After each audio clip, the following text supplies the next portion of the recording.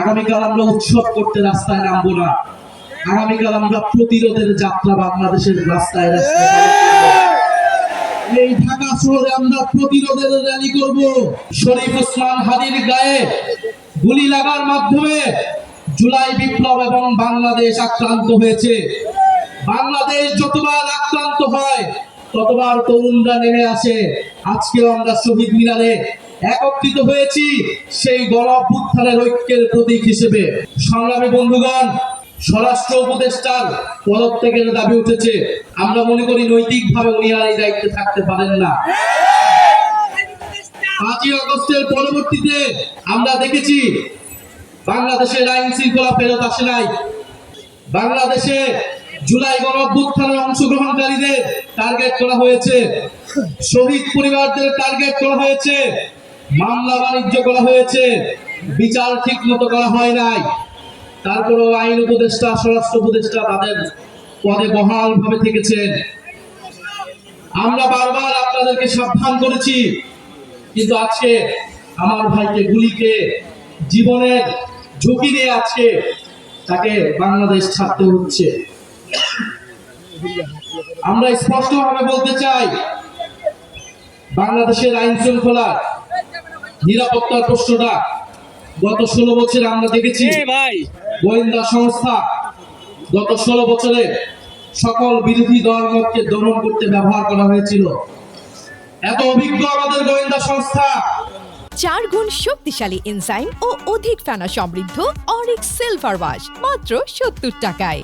তারা গুম খুন সবকিছু দক্ষতা করতে পেরেছিল, কিন্তু 5ই আগস্টের পরে তাদের দক্ষতা কোথায় যেন চলে গিয়েছে। তারা এখন আর কাউকে গ্রেফতার করতে পারে না। তারা খুনিকে বাংলাদেশের বর্ডার থেকে পার হতে দিতে পারে। তারা 72 ঘন্টা পার হলেও কোন খুনিকে গ্রেফতার করতে সক্ষম হয় না। ফলে শুধু স্বরাষ্ট্র উপদেষ্টা নয়, কোথা থেকে এই ধরনের খেলা চলছে সেই ডিপ স্টেট নিয়ে আপনাদেরকে কথা বলতে হবে, সেই গোয়েন্দা সংস্থা নিয়ে আপনাদেরকে কথা বলতে হবে। প্রিয় বন্ধুগণ, আগামীকাল বিজয় দিবস 16ই ডিসেম্বর। এই বিজয়ের প্রাক্কালে বাংলাদেশের 54 বছরের ইতিহাস আমাদেরকে পর্যালোচনা করতে হয়। 1971 সালের 16ই ডিসেম্বর থেকেই যেমন আমরা বিজয় পেয়েছি, তেমন আমাদের প্রতিরোধের যাত্রাও শুরু হয়েছিল। সেই প্রতিরোধ ছিল ভারতীয় আগ্রাসনের বিরুদ্ধে প্রতিরোধ। 1971 সালের 16ই ডিসেম্বর থেকে সেই প্রতিরোধ শুরু হয়েছিল। আজকে পর্যন্ত সেই প্রতিরোধ যাত্রা আমাদেরকে অব্যাহত রাখতে হচ্ছে। ফলে বাংলাদেশের মানুষকে আমাদের আহ্বান থাকবে, আগামীকাল আমরা উৎসব করতে রাস্তায় নামবো না।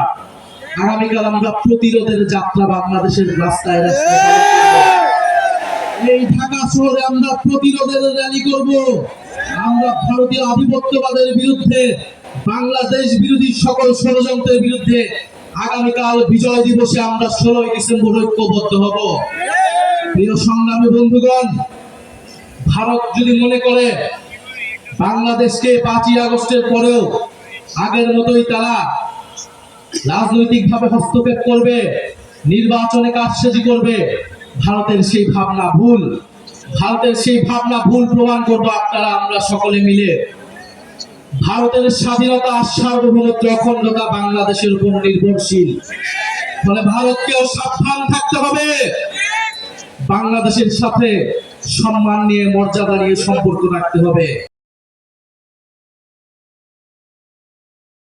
4 গুণ শক্তিশালী এনজাইম ও অধিক ফেনা সমৃদ্ধ অরিক সিলভার ওয়াশ মাত্র 70 টাকায়।